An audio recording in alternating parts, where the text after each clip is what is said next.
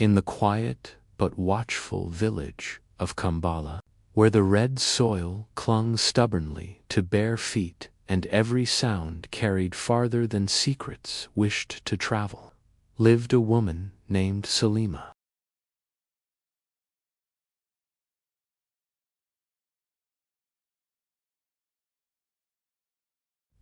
Long before she spoke a word, and while many admired her elegance and confidence, few understood the effort behind the image she maintained so carefully, because beneath the silk dresses, polished smiles, and expensive fragrances lay a secret Salima guarded with fear and denial, a secret rooted in her deep hatred of bathing, something she had avoided for years, choosing instead to drown her body in layers of perfume to mask the strong odor she pretended did not exist.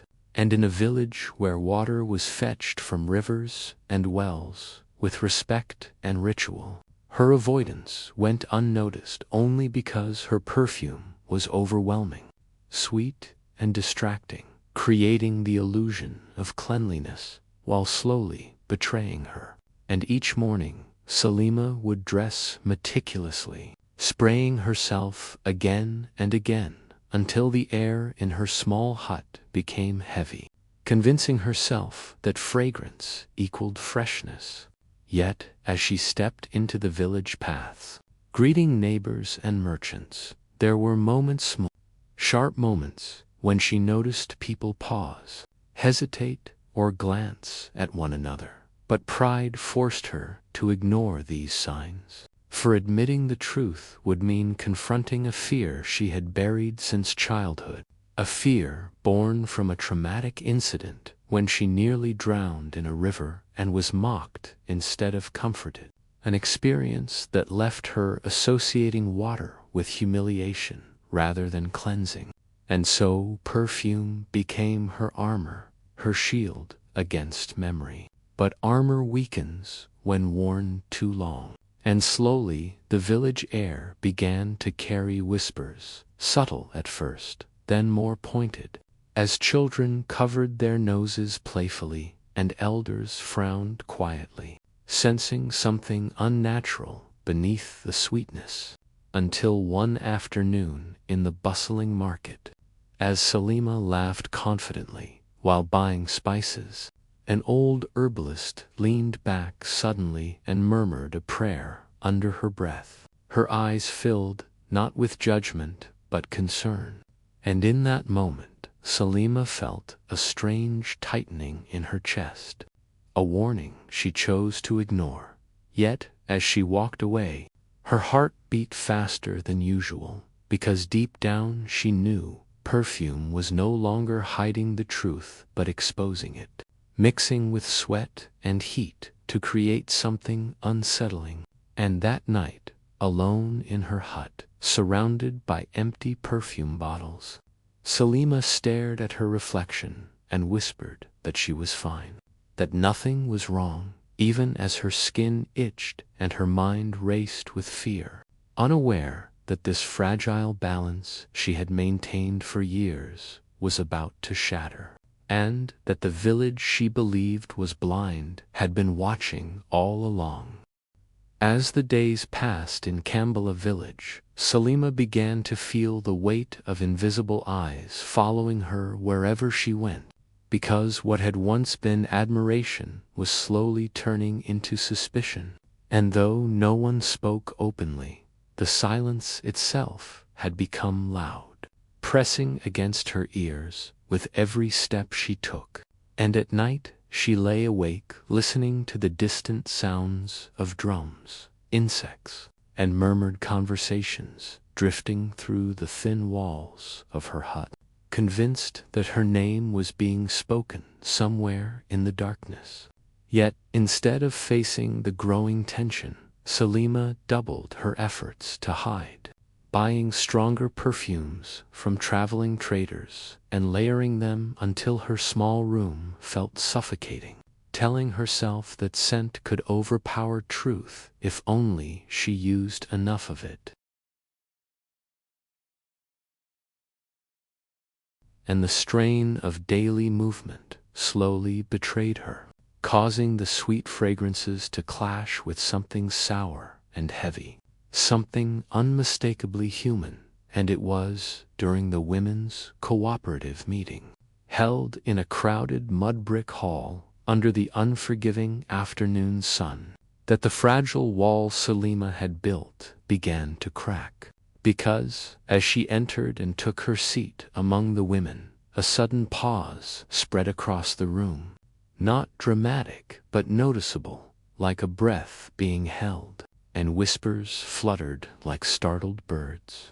And Salima felt sweat gather at the base of her neck, knowing that sweat was her enemy. Yet she smiled and pretended nothing was wrong, participating in discussions about harvests and family matters while discreetly dabbing herself with scented cloths, until the heat grew unbearable and the air thickened.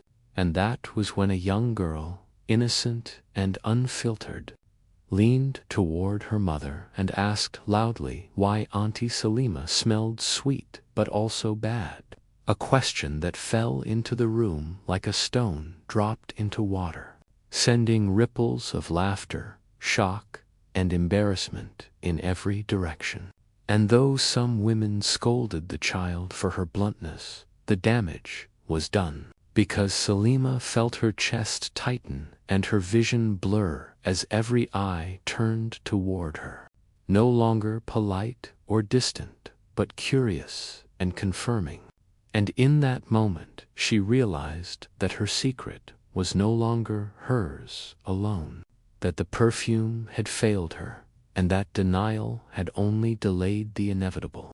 Yet, instead of admitting the truth, she laughed awkwardly and blamed the heat, standing up quickly and leaving the hall before anyone could say more, walking fast through the village paths with tears burning behind her eyes, her pride wounded more deeply than her fear. And that evening she locked herself inside her hut, scrubbing her body with dry cloths soaked in perfume until her skin felt raw, refusing to let water touch her, because water meant memories, and memories meant weakness. And as empty bottles clinked softly around her feet, Salima finally allowed herself to wonder if the village was beginning to see through the illusion she had so carefully maintained, unaware that fate had already decided that her secret would not remain hidden much longer. The annual Yam Festival arrived with its usual excitement, filling Kambala village with music, color, and celebration. And for Salima, the festival represented both opportunity and danger, because it was the one day when everyone gathered closely, dancing shoulder to shoulder under the open sky. Yet staying away would raise more suspicion than attending, so she prepared herself carefully, bathing not with water but with excessive layers of perfume, convincing herself that the stronger the fragrance, the safer she would be. And as she stepped into the festival grounds, dressed in her finest clothes, she held her head high, determined to reclaim her confidence. But the sun was merciless that day, beating down on the crowd and drawing sweat from every body.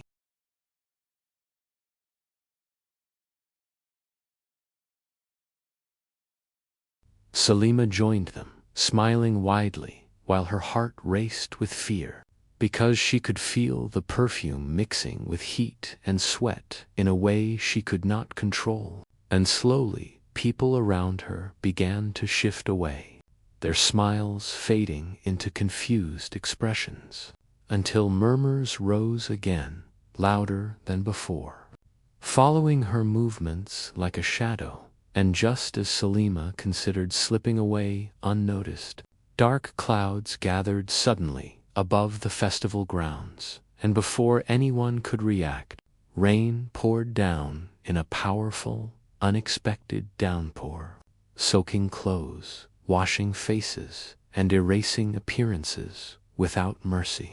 And while the villagers laughed and danced in the rain, Selima froze, because the water stripped away the perfume she relied on, revealing the truth she had spent years hiding. And within moments, the strong odor she feared rose openly into the air, raw and undeniable, causing people nearby to recoil in shock, stepping back instinctively as whispers turned into gasps. And someone shouted in disbelief that Selima never bathed, a statement that echoed painfully across the open space. And though no one meant to be cruel, the exposure was complete, because nature itself had revealed her secret without apology. And overwhelmed by shame, Selima pushed through the crowd and ran, ignoring calls behind her, her feet slipping on the wet earth as tears blurred her vision. And in that moment, every memory she had avoided came rushing back: the river, the laughter, the fear. And she realized too late that by running from water she had allowed fear to control her life. And as she reached her hut and collapsed inside, listening to the rain drum against the roof, Selima understood that her secret was no longer a rumor or suspicion, but a known truth, and that the life she had built on perfume and denial had finally collapsed under the weight of exposure, leaving her with nothing but herself and the fear she could no longer escape. After the humiliating events of the Yam Festival, Selima withdrew completely from village life, closing her door to visitors and allowing days to blur into one another inside her small hut, where the smell of damp clothes, stale perfume, and shame lingered heavily in the air. And though the rain that had exposed her had long stopped, its consequences continued to pour relentlessly into her thoughts, replaying the shocked faces, the whispered words, and the sound of her own name spoken with disbelief. And for the first time, Selima could no longer pretend that perfume was enough, because the illusion had been publicly shattered, leaving her raw and defenseless. Yet even in isolation, she could not escape herself, as her skin itched uncomfortably and her body felt heavy, reminding her daily of the neglect she had justified for years. And still she resisted water, clinging to fear even as it poisoned her peace, until one quiet morning, as the sun rose gently over Kambala village, a soft knock came at her door, and when Selima opened it reluctantly, she found Mama Quito, the village healer, standing calmly, with eyes that carried neither judgment nor pity, but understanding. And without asking permission, Mama Quito stepped inside, sat on the floor, and spoke of wounds that fester when left untouched, explaining that fear often disguises itself as pride, and that true healing requires humility. Words that pierced Selima more deeply than any insult had.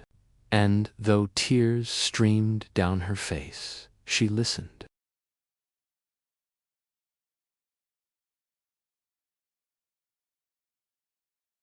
And after a long silence, Mama Quito invited her to walk to a secluded stream beyond the village, promising that no one would see them, and with shaking legs, Selima followed, each step toward the water-stirring memories she had spent years suppressing. And when they reached the stream, clear and calm under the morning light, Selima froze, her breath shallow and her body tense. But Mama Quito guided her gently, teaching her how to breathe slowly, how to ground herself, and how to separate the past from the present. And as Selima allowed the water to touch her feet, then her legs, then her body, something inside her cracked open, releasing years of fear and denial, and she wept openly as the water cleansed her skin, washing away not only odor but the burden of avoidance she had carried for so long.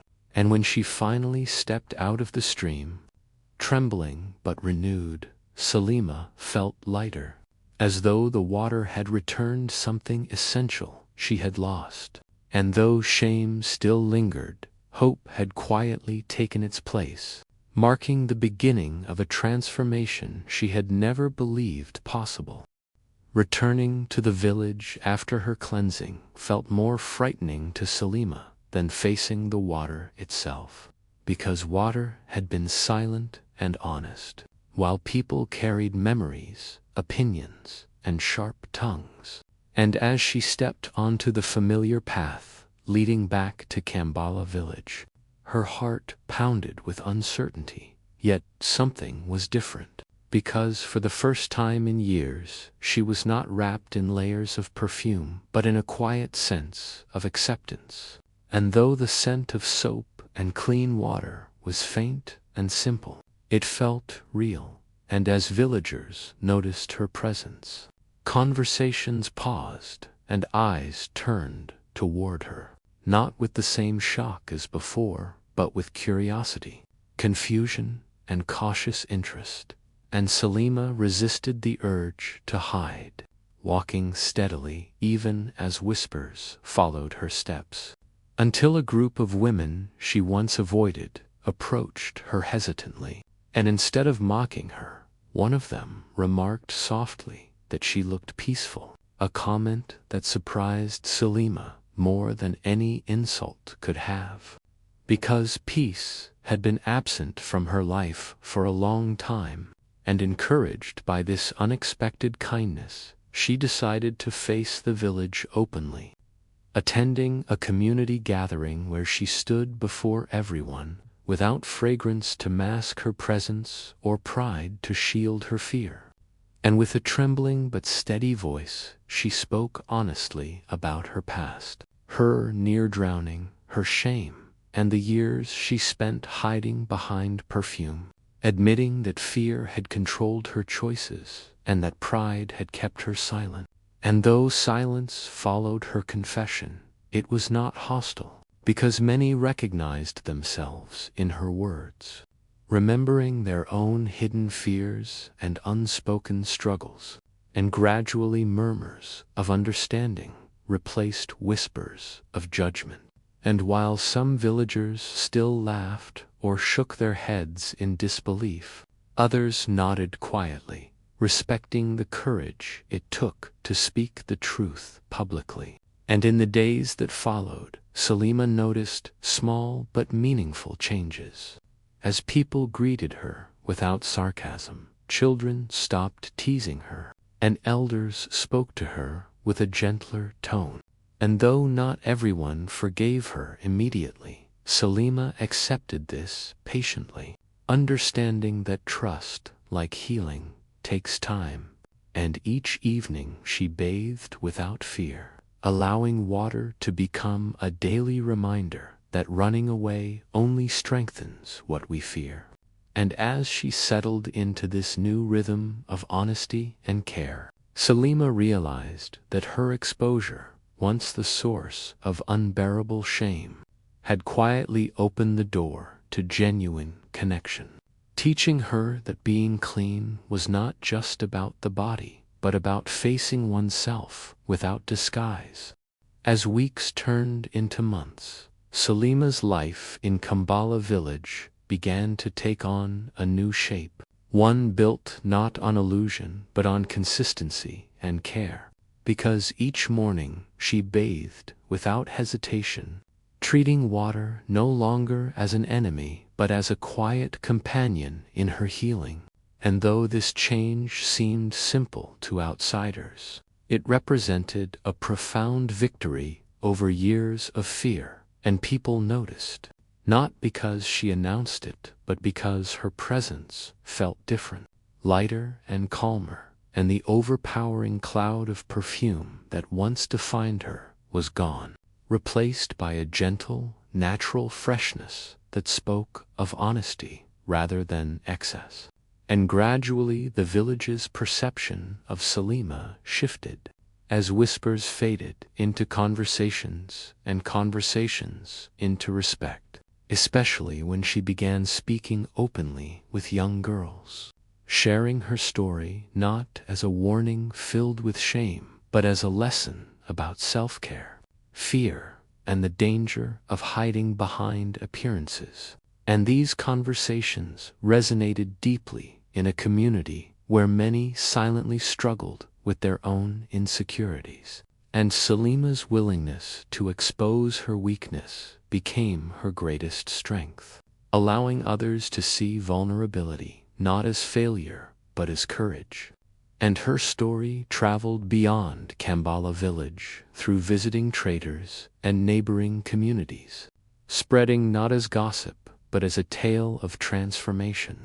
And with this newfound purpose, Salima chose to use perfume differently, applying it sparingly during celebrations as a symbol of joy rather than a tool of deception. And each time she did, she smiled quietly, remembering the years she had used fragrance to hide instead of heal. And though memories of her past humiliation still surfaced occasionally, they no longer controlled her, because she had learned that pain loses power when faced directly. And as she walked through the village paths now, greeting neighbors with confidence rooted in truth, Salima understood that her life had been reshaped not by exposure alone, but by the courage to change after being exposed. And in this way, she became an unspoken example to others, showing that transformation does not require perfection, only honesty and persistence. With time, Salima's story settled into the heart of Kambala village, transforming from a moment of public shame into a lesson passed quietly from one generation to the next, because people came to understand that her struggle was not simply about bathing or perfume, but about fear, denial, and the courage required to confront both. And elders began referencing her experience during evening gatherings, not to mock her, but to remind listeners that secrets hidden behind pride eventually reveal themselves, often in ways far more painful than truth spoken early. And as children grew, they heard how Salima once tried to mask her reality with sweet fragrance, only to learn that no scent is strong enough to hide neglect or fear forever. And Salima herself embraced this legacy with humility, never pretending to be flawless, but always emphasizing that change begins the moment one stops running. And as she sat by the fire telling her story to young listeners, her voice calm and steady, she noticed how attentively they listened, understanding even at a young age that honesty carries power. And the village slowly adopted her lesson in small ways, encouraging cleanliness, openness, and emotional care, while also showing compassion toward. And whenever festivals arrived and perfume filled the air once more, people remembered Salima's journey and smiled knowingly, choosing water before fragrance and truth before appearance. And Salima, now older and wiser, found peace in the simplicity of her life, grateful that exposure had not destroyed her but refined her, teaching her that dignity is not preserved by hiding flaws but by facing them. And as stars filled the night sky above Kambala and the fire crackled softly, her tale remained alive, not as a warning meant to frighten, but as wisdom meant to guide, reminding all who heard it that real freshness comes from honesty. Healing begins with courage, and no secret can withstand the cleansing power of truth.